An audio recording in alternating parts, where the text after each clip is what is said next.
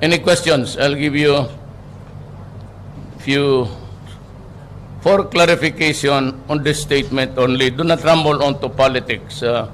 It's too far away. Yes, we accommodate the...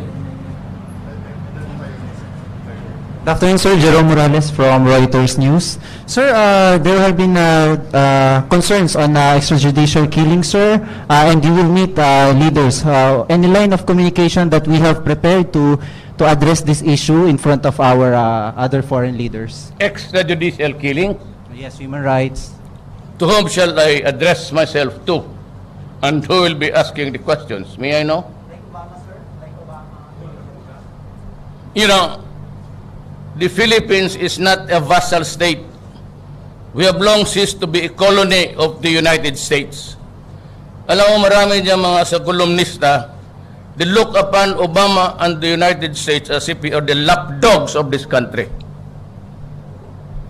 I do not respond to anybody but to the people of the Republic of the Philippines. Wala pong pakialam sa kanya. Who is he? When as a matter of fact, at the turn of the century, before the Americans left the Philippines in the pacification campaign of the Moro in this island, there were about 6 million ang population ng Moro. How many died? 600. If you can answer that question and give the apology, I will answer him. I am not beholden to anybody. May mga kolumnista dyan na wait until he meets. Who is he? No, I am a president of a sovereign state, and we have long ceased to be a colony. I do not have any master except the Filipino people. Nobody but nobody. You must be respectful. Do not just throw away questions and statements. Putang ina, mumurahin kita dyan sa forum na yan. Mga ganun na yun. Tell that to everybody. Ito mga kolumnista, para pa akong tinatakot. Anak ka na. Umalis kayo dyan sa Pilipinas. Pumunta kayo doon sa Amerika. You write columns, you're the lapdogs of this American. Who is it to confront me? As a matter of fact, he has too many. America has one too many to answer for the misdeeds in this country. Hanggang ngayon, hindi pa tayo nakatigil ng apology niyan. That is the reason why Mindanao continues to boil. Sabi mo, that was the last century. Young wounds na yan from generation to generation. As a matter of fact, we inherited this problem from the United States. Why? Because they invaded this country and made us their subjugated people. Everybody has a terrible record of extrajudicial killing. Why make an issue about fighting crime? Nahingi na niya maubos-ubos yan sa Mexico border niya. Look at the human rights of America along that line. The way how they treat the migrants there. Masyado kayong believe sa Amerika. Bumilib kayo dito sa atin, Amerika. Siya ang mag-explain sa akin kung bakit ganyang extrajudicial killing nila. Can he explain the 600,000 Moro massacred in this island? Do you want to see the pictures? Maybe I'll ask him. I'll make it public. We have a recorded history of that sordid period of our national life. Nobody but nobody can just... Sino ka? Yung mga American Indians mo, sa sino lang, inubos mo eh. Oh, what about the rights of those guys who died in the past? Is it because it's just the past tense, we do not answer for the present tense? You must be kidding. Stop joking yourself. Kayong mga sobra ka-believe niyang, who is you, Obama, to ask me that? I'll tell him, who are you? Tell him that. Telegraph mo ngayon. Hindi ako punta dito na pagkaulila dyan sa mga. We have long been a republic. I do not kneel down before anybody else except the Filipino in Quiapo walking in misery and in extreme poverty and hunger. Hindi kayo maghinto na sa droga. The campaign against drug will continue. Maraming mamatay dyan. Plenty will be killed until the last pusher is out of the streets. Until the drug manufacturer is killed, we will continue, and I will continue, and I don't give a shit about anybody observing my behavior. Siguro mag-believe kayo dyan. Yung mga kulong nagbasa, Sus Mariosep, pagkalapdog ng mga pretending to be the conscience of this. You know ba? Sir, Good afternoon. Sa Amerika. Good afternoon, sir. Sipain ko ba sa harap mo? Okay. Good Pumunta kayo doon. Good afternoon, sir. I'm Lala Babilonia from PTV4. Sir, what's your plan about the issue, the execution of Mary Jane Veloso in Indonesia? Hindi kita na. Sir, what's your plan about the issue or the execution of Mary Jane Veloso in Indonesia? Mary Jane Veloso, sir. About to be executed? Yes, sir.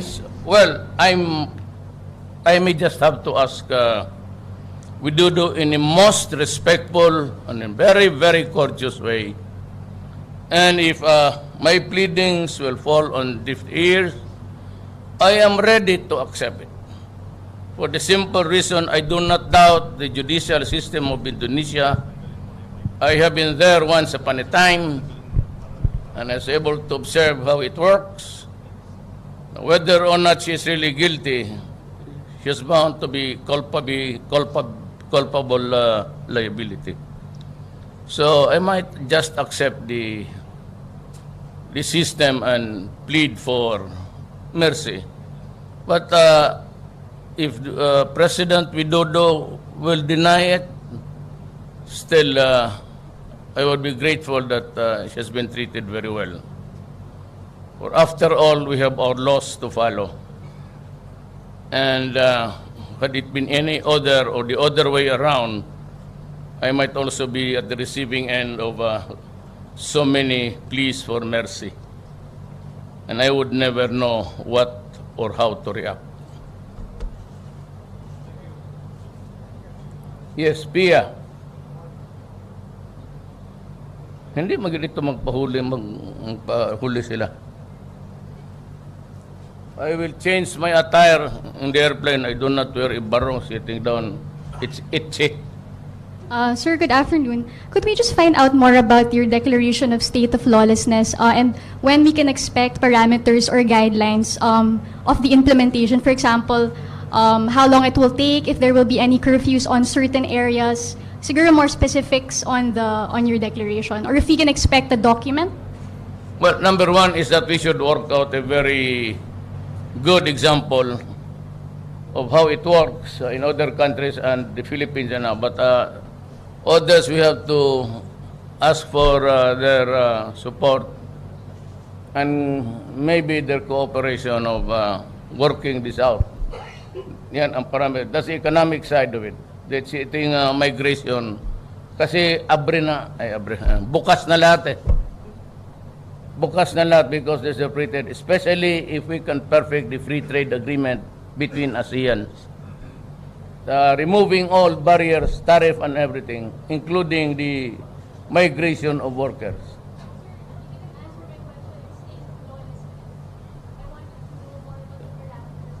Wala mang lawlessness doon. Yung lang man sa dito, tayo yan. I will not discuss it with them. I will not discuss it with them. I thought I said they better talk on the economic side. It's an internal affair which nobody should interfere, including the so-called judicial killing of the drug lords and the apparatus members of the drug syndicates. It will continue, sabi ko, until such time that I can proclaim to the nation that we are drug-free. If that is my only purpose in this presidency, so be it. If you remove me because of the killings, then it shall be so.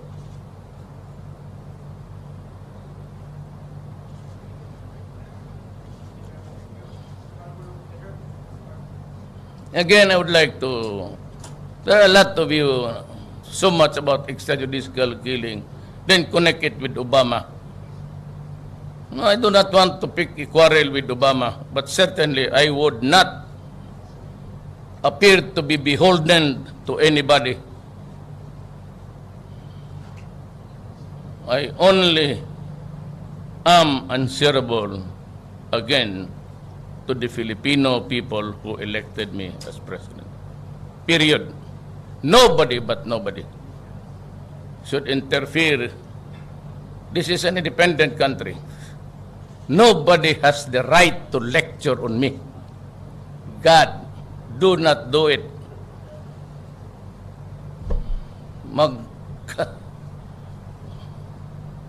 Gusto mo, the right word, magkababuyan tayo doon. Ginawa mo sa akin yan. I do not accept that proposition that anybody is superior than me. We're supposed to be equal there. My country might be small, hardly keeping up with the economic problems, but I will not allow myself to, insultuhin mo yung Pilipino. But there are others who has the mental capacity of dogs who laugh at the ass of the Americans. Salamat. Tomorrow you're going to be meeting for the first time with President Duterte, and he's a leader whose war on drugs has led to the death of about 2,400 people in just the last 2 months since he took office. And today he said in a very colorful way that that you better not bring this up, and I'm wondering, are you committed to raising this with President Duterte, and are you concerned that meeting him legitimizes his approach on this issue? Mm-hmm. Good. Well, I just came out of a long day of meetings, so I just heard about some of this, but I have seen some of those colorful statements in the past, and so clearly he's a colorful guy. And what I've instructed my team to do is to talk to their Philippine counterparts to find out, is this in fact a time where we can have some constructive, productive conversations? Obviously, the Filipino people are some of our closest friends and allies, and the Philippines is a treaty ally of ours. But I always want to make sure that if I'm having a meeting that it's actually productive and we're getting something done. We recognize the significant burden that the drug trade plays not just in the Philippines but around the world, and fighting narco trafficking is tough. But we will always assert the need to have due process and to engage in that fight against drugs in a way that's consistent with basic international norms. And so undoubtedly, if and when we have a meeting, that this is something that's going to be brought up. And my expectation, my hope is that it could be dealt with constructively. But I'll have my team discuss this. I've got a whole bunch of folks that I'm going to be meeting with over the course of the next several days. And as I said, historically, our relationship with the Philippines is one of our most important, and my relationship with the Philippine people has been extraordinarily warm and productive. So I expect that will continue, but I want to make sure that the setting is right and the timing is right for us to have the best conversation possible. Well, as I said, I'm going to just make an assessment. I just got out of these meetings. What is certainly true is that,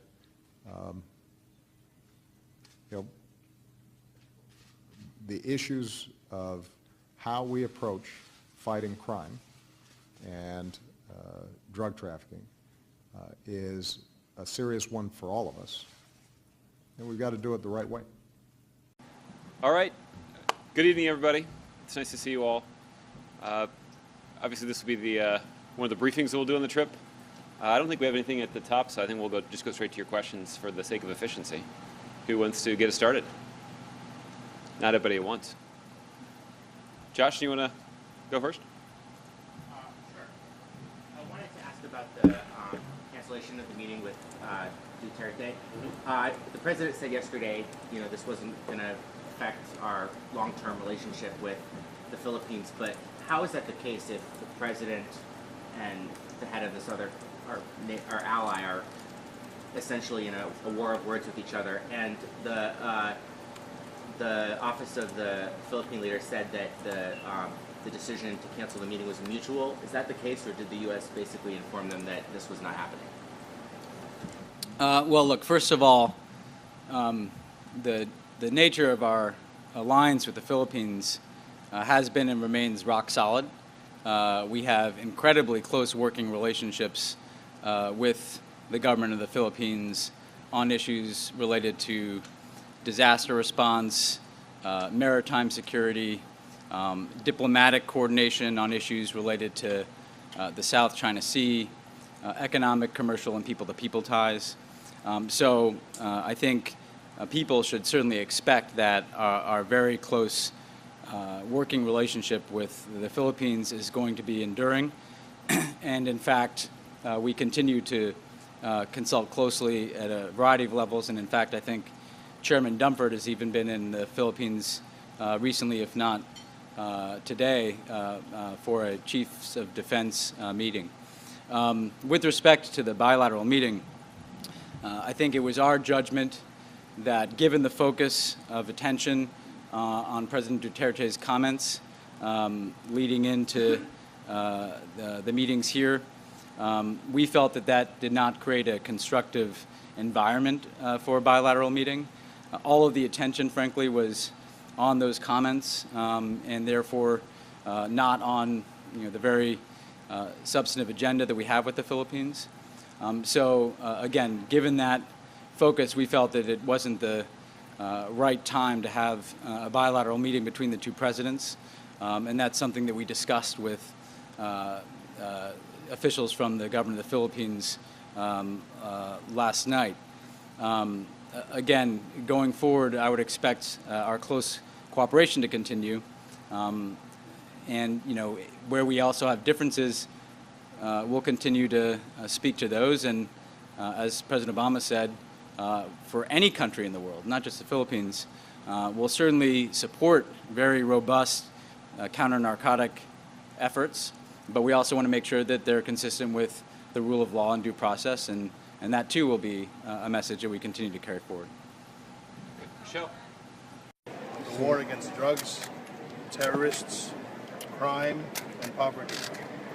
We also thank President Obama for the United States' firm support for the Philippines during the G20, where President Obama emphasized the importance for China to abide by its obligations under international law and underscored the United States' unwavering commitment to the security of its treaty allies.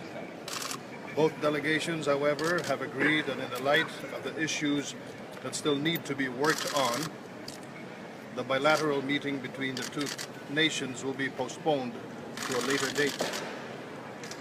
President Duterte explained that the press reports that the President, Obama, would lecture him on extrajudicial killings led to his strong comments, which in turn elicited concern. He regrets that his remarks to the press have caused much controversy.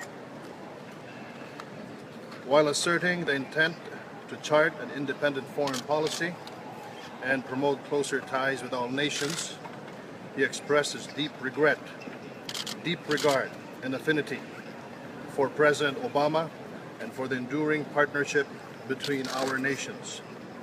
The President looks forward to ironing out differences arising out of the national priorities and perceptions and working in mutually responsible ways for both countries. Duterte stressed that in securing and preserving the rights and liberties of our people, it is imperative that the fight against illegal drugs, terrorists, crimes, and poverty must be won in order to preserve the principle and values upon which our democratic way of life is anchored. And thank you.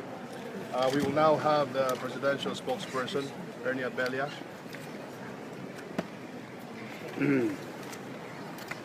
This is a personal statement coming from President Rodrigo Duterte. Excuse me? Hey. Stay low. All right. Back brief. Again, let me repeat, this is a statement from the President Rodrigo Duterte.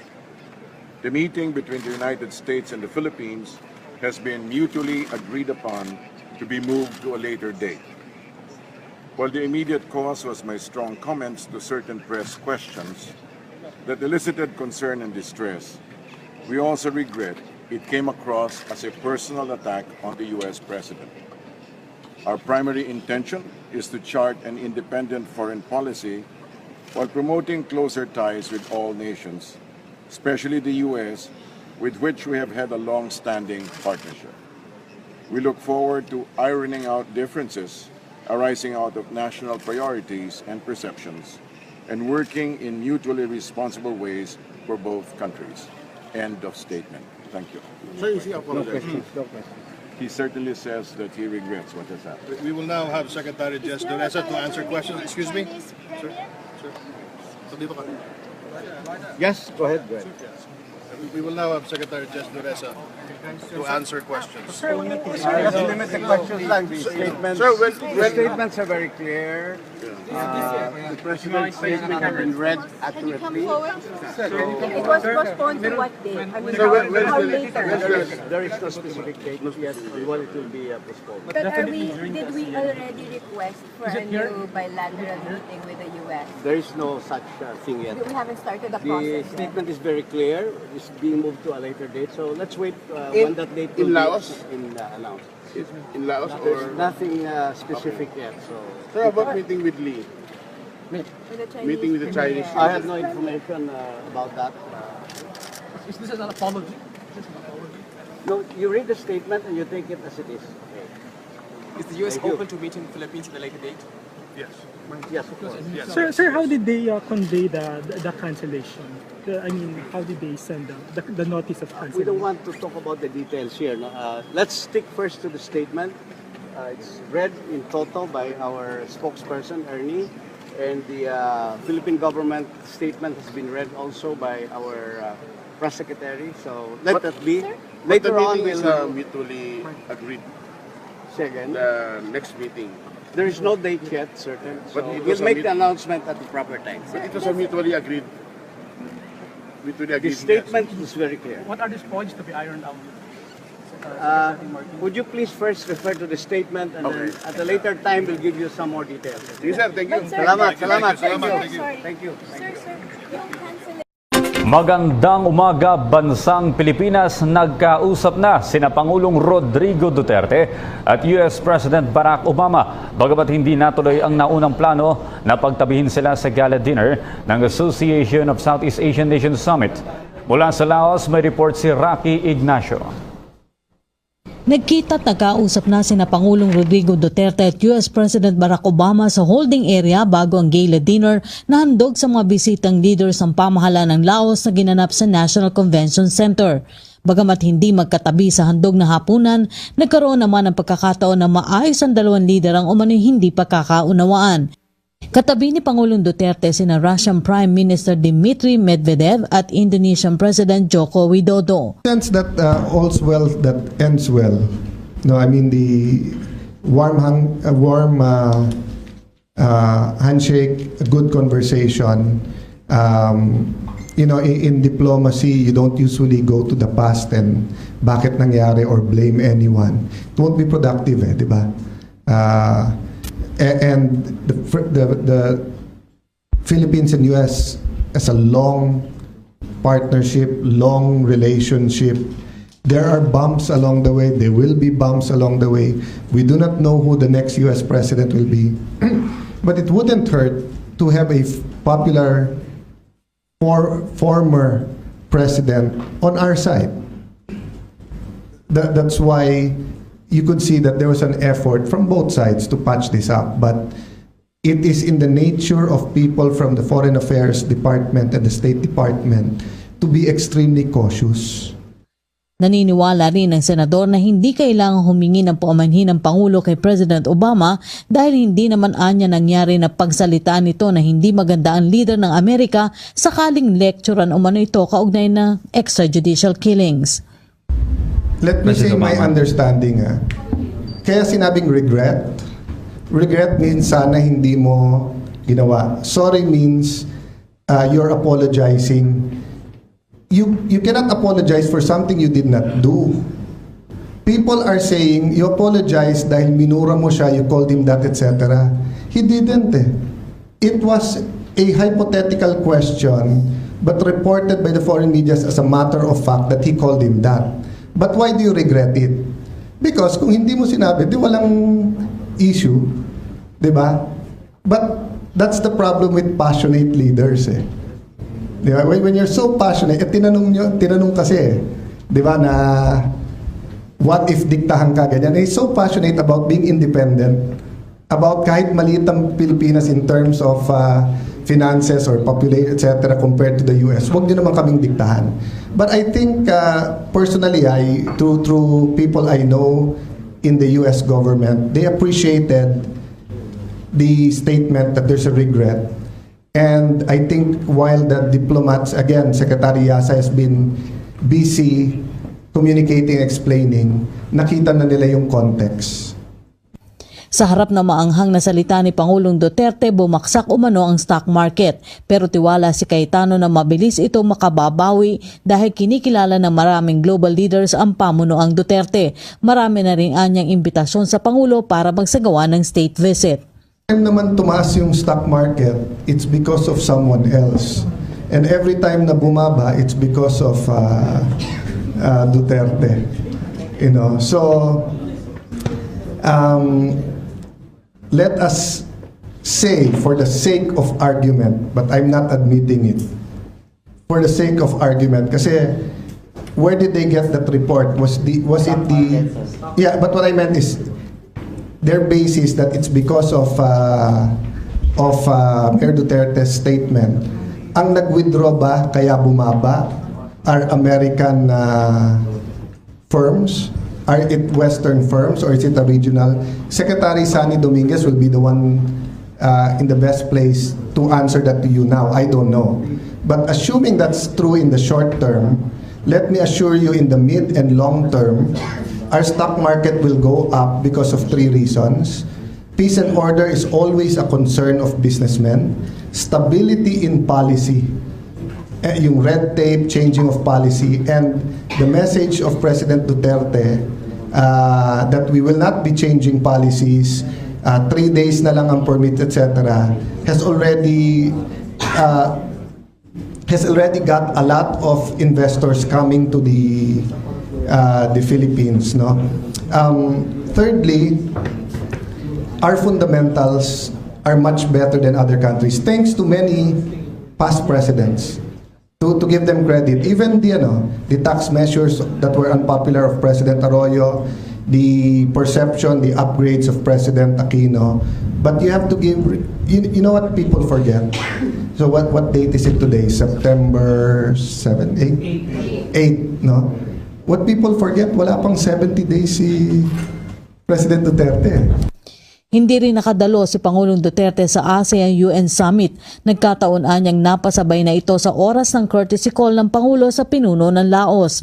Nagsama-sama ang global leader sa GALA dinner na alay ng pamahalaan ng Laos, kaugnay pa rin ng ASEAN at iba pang kaugnay na pulong sa Vientiane, Laos. Bukod sa ASEAN leaders, kasama na ang mga dialogue partners, kabilang si UN Secretary General Ban Ki-moon na nakaharap at nakausap na rin ng Pangulo. Si Pangulong Rodrigo Duterte kasama ang iba pang leaders ay suot ang special attire na ipinakalob ng host country para sa espesyal na hapunan. Ipinakita sa okasyon ang mga sayaw at awiting naglalarawan ng mayamang kultura ng Laos habang inawit ang mga kanta sa bawat bansa dahil sayo ang para sa Pilipinas. Inihain sa mga leaders ang New Zealand beef, Mekong perch fillet at mango sorbet bilang dessert. Para sa PTV News, Rocky Ignacio, Vientiane, Laos.